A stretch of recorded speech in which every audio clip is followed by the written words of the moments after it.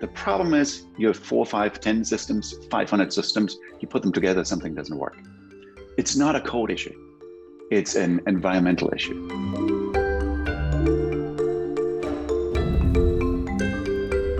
Welcome to UpTech Report. This is our Applied Tech series. UpTech Report is sponsored by Terraleap. Learn how to leverage the power of video at terraleap.io. Today, I'm excited to be joined by my friend and guest, Tobias, soon to be friend. I've said friend already because I'm excited for you to be my friend, who's based in Menlo Park, CEO and co-founder at Glasnostic. Welcome, Tobias. Good to have you on. Thanks for having me. Now, your whole focus in your platform is focused on making cloud applications resilient. Help me understand, Tobias, what was the root problem that you saw and set out to solve with Glasnostic? Yeah, absolutely. So the root problem is really application complexity, right? Move to the cloud, everything gets more complicated. We have more pieces running in more places, right? It's not just cloud, there's on-premise, there's multi-cloud, there's hybrid cloud, there's edge, right? It's not going to get simpler anytime soon.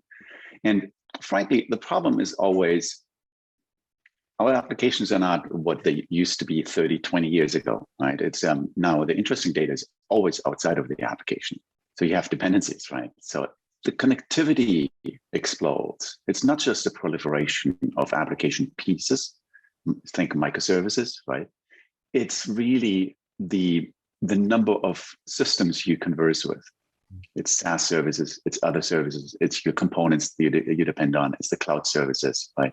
You saw that kind of complexity of that. Mm-hmm. Yes. Yeah. From seeing this, how did that develop then into the product itself? So from seeing that, it became very clear that there's a natural limit how much we can do distributed systems engineering to begin with, right? As a developer, or like ex-developer mostly now, my team doesn't let me code anymore. But I mean, it's very clear, right? You cannot build out a system with 500 moving parts, 5,000 moving parts, and think you built this like it's an in-memory process space, right? You're not calling out into services. Everything you use is shared. Everything is multi-tenant, right? It's not like you own anything of that. You just use it. And that becomes, in aggregate across the architecture, it becomes very difficult to manage. So the scope of the complexity is definitely only increasing, but for where you guys play a role when it comes to Glasnostic, it's not prior to launching. It's not like figuring out, okay, what happens before. It's, if I understood from our pre-chat, it's day 2 operations. Can you help me understand that? Yeah, absolutely. So we used to think about applications, or like anything we do in software, right? The value is in writing the code. And it's been true if you write a small piece, yes, that's where the value is. Once it's deployed, it's just going to run, right? But the more complex they become, the more involved piece is actually once the code is live, right? It's kind of nature versus nurture, right? And parents know that, right? Making the baby is not the work, right? Raising it is the work afterwards. And we are entering in that stage, right? 20 years ago, absolutely writing the code was a difficult thing to do. Today, it's all about keeping it up and keeping it up, in the face of change and rising complexity. Right. I love that focus that, okay, maybe having a baby is easy, but then having to raise it, that's a whole nother thing, especially as new problems or they continue to learn and add new things to your world environment, it changes. Another analogy I think we talked about is like, if you have a team of 20 people, the way you manage a team of 20 is different when you start to scale to 50 to 200. Help me understand when it comes to the software side and be able to manage an application. What are some of the complexities that come in when you're trying to scale, and what should you be looking for? Yeah, I think it really comes down to this natural limit, how much we can engineer deterministically, right? There's just a scale limit to it. We can go into distributed systems engineering and try to really predict and prevent every single corner case that, things that could happen to us in production. There's a natural limit. There's a natural complexity and cost limit to that. So beyond that, you just need to kind of deal with it, right? If you can't prevent it, you need to manage it. You need to deal with it. And that's, I think, always very similar to when a company grows, right? You start with a bunch of people. There's no team structure. Everybody's heads down. You have a question, you yell to the guy or gal next desk. But as you grow, responsibilities kind of divide, and you need to get some kind of management into place. And the only purpose of management here is to make sure nothing's in the way of the teams to do their work. Right? And management is all about being situational, reacting to the situation. Now, strange enough, because as software engineers, we are always brought up in writing code before it happens and then let it run, right? That kind of idea is kind of foreign to us, right? But it's absolutely necessary, right? And before applications became really complex, that kind of management was done by the ops teams, and made sure nothing got in the way of the applications. But now things that get into the way of the applications are other services, other software components, right? So it's an exploding problem.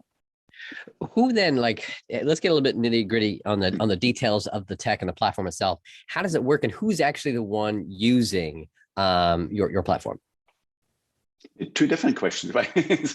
How does it work? Well, if you really want to manage any of these unknowns that happen in production, right? You cannot rely on agents, right? You can't have extra code running on a machine or any given workload. You may not own it, right? And most of the time you don't own it, right? So you need to look at how do these things behave? And the way you define behavior is by looking at wire signals, right? You're looking at outward behavior. There's a load balancer. Tons of stuff coming in, nothing coming out. That's behavior, right? I don't care what the function is on the box. I look at the outside, the outward behavior. And that becomes the most important paradigm shift, really. So we look at this as air traffic control, right? You manage the airspace. You're no longer managing a single flight. You're not about gear up, gear down, and navigating to the right destination. You're managing the airspace, right? Because now you have hundreds and thousands of planes in the air, right? And it's not something you can manage from within the cockpit where you have all the observability, right? And the switches and all that. So it's a management task, a management issue that you're solving here. And if you manage the airspace, you operate with different nouns and different verbs, right? For the air traffic controller, it's the call sign, it's the position, the altitude, direction, speed, maybe a little bit of weather data, right? For us, it's the call sign, what's the service name, what's the endpoint name, how many requests are running, what's latency on it, how many run in parallel, concurrency, and bandwidth, right? Crucially, not even an error rate at this point, because that's an application-specific signal, right? If I want to manage the airspace, so to speak, of a cloud application, a complex cloud application, I need to see everything. There can't be anything that I don't see, right? Hence, touchless, agentless, and golden signals, wire signals. So that's how it works, right? We are bump in the wire.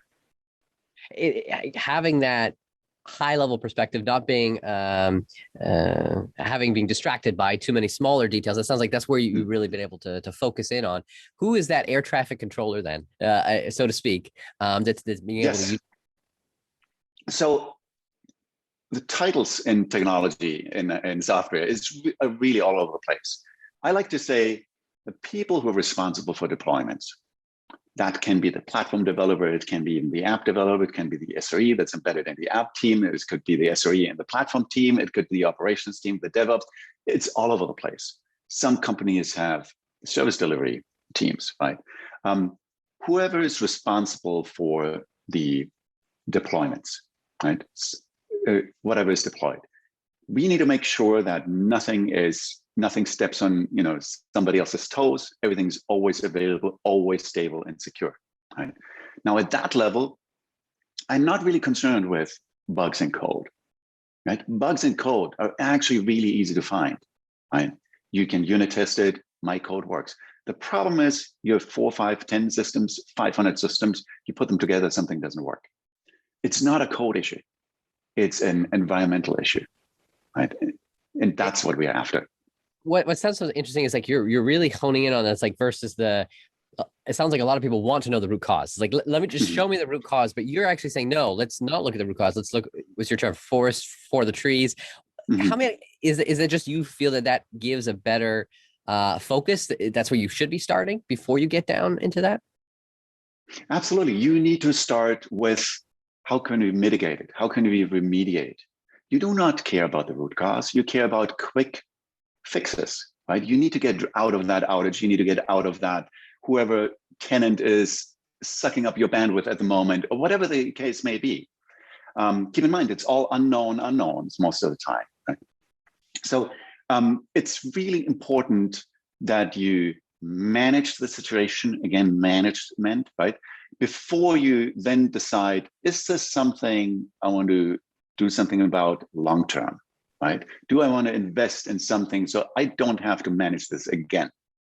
And that's totally fine, but that takes time, right? You probably want to look at different ways you might be able to fix it. The problem with root causes is really, once you think about it, there isn't such a thing, right? I always like to say, there's no source of the Nile, right? The Nile has 1,000 different creeks and whatever, which is the source. It's a pure matter of definition and convenience, right? Ultimately, if you have a hammer, the root cause is the nail that you find, right? That's really what it is.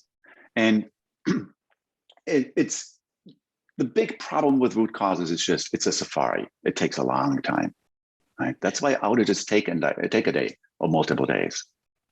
We're going in a world where we need to stay online all the time. Our customers are expecting to, and it's like we have to be able to quickly address and shift things. Am I categorizing the space? Absolutely. Yeah. And some of this can be automated, right? But some of this can be automated or almost automated. Other things you really want to have, the big red button and do something about it, right? But what it comes down to is, like, something happens, it's all about rapidly detecting and rapidly responding to it. So first responders show us how it's done, right? So we've been talking a lot of other analogies and kind of high level, but can you give me a use case that kind of illustrates in a simple story for Glasnostic? Yeah, so there's hundreds literally of them, but if you just look at the big outages that happen, and companies publish postmortems all the time, right? And I find it super interesting because you look at the postmortem, it's 90% of the postmortem is all the detail that happened, how heroically they figured out what happened and what they did in order to contain it. And the real nugget of the story is always before that, the first 10%. And the story arc of that is always the same. It's always, we've been doing something that we've always been doing, right? So it was totally normal, but random circumstances conspired. And then we reached some weird limit that nobody could ever have conceived of, right? It was completely unforeseen, right? And then mayhem ensues, because that limit triggers a whole chain reaction of events, and then it's craziness. But we, with our heroic attitude, we go and fix it. And yes, it took a day, but it was a big outage, right? And that's totally backwards, right? When we discover something, we should automatically do something about it. And frankly, the vast majority of outages can be mitigated into a mere slight degradation of service if you could just do back pressure, very specific back pressure against incoming requests for whatever system you're dealing with right now.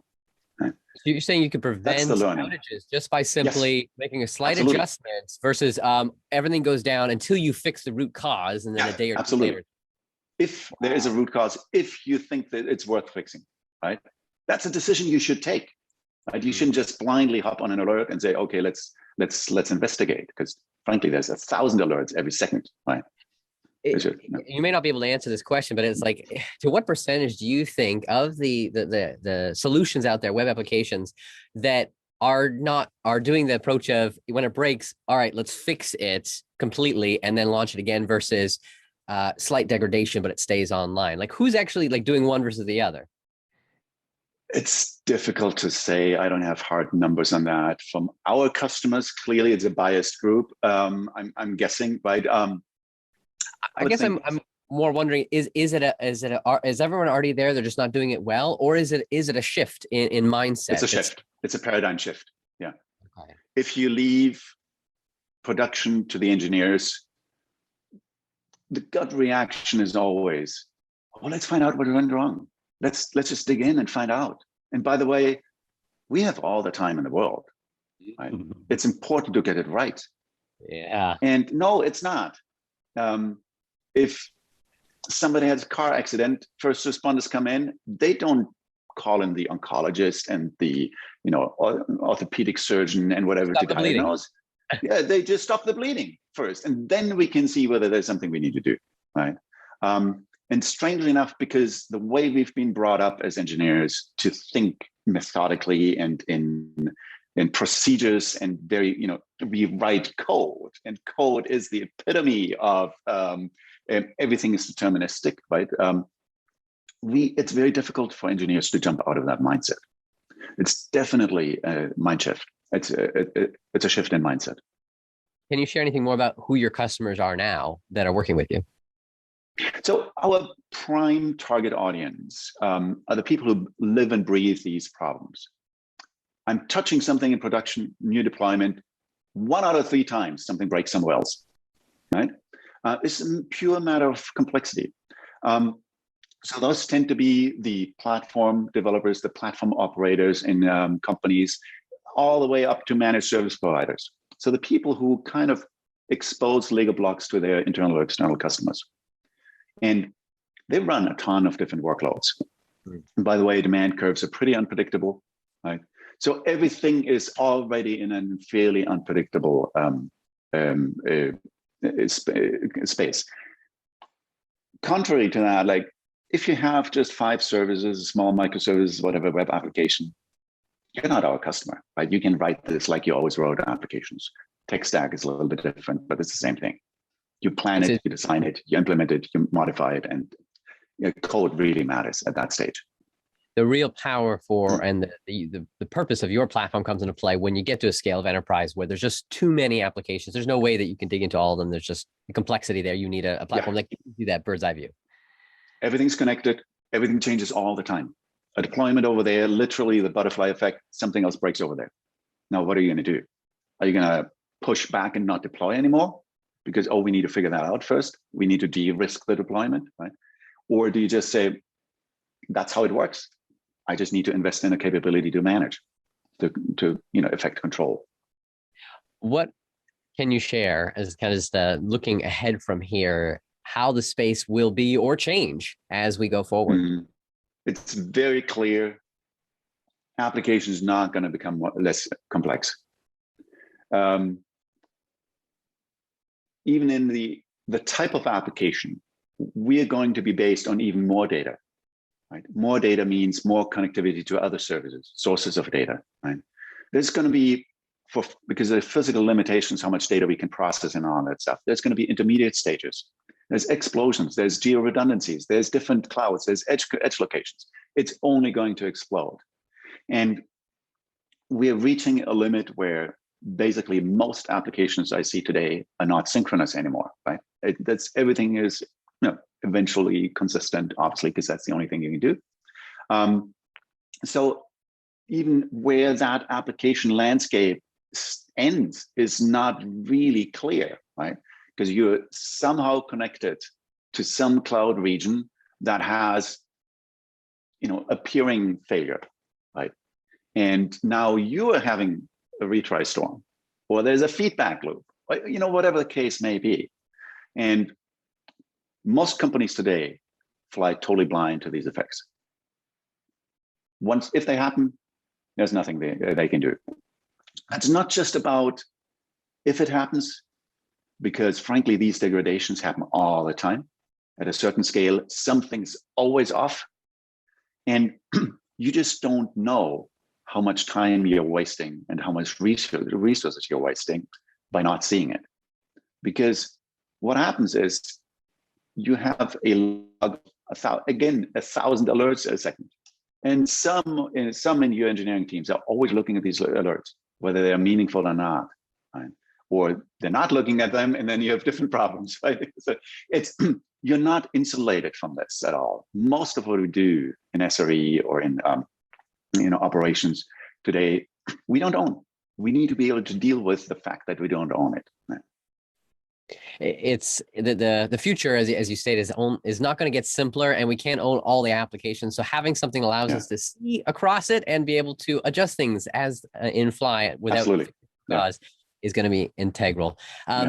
Tobias, I really appreciate you being able to spend a little time with us. For those that want to hear a bit more about the journey, because this is not your first day in this space for sure. Stick around for part 2, where we'll be going into our founder's journey to hear his insights. But those that want to learn more about Glasnostic can go over to glasnostic.com. That's glasnostic.com, and probably the first thing they could do is a demo. Is that a good first step? Look at it, can look at the demo, they can sign up for an account, no problem. Yeah. Awesome. All right. Well, thank you so much for this advice, and we'll see you all on the next episode of UpTech Report. Have you seen a company using AI, machine learning, or other technology to transform the way we live, work, and do business? Go to uptechreport.com and let us know.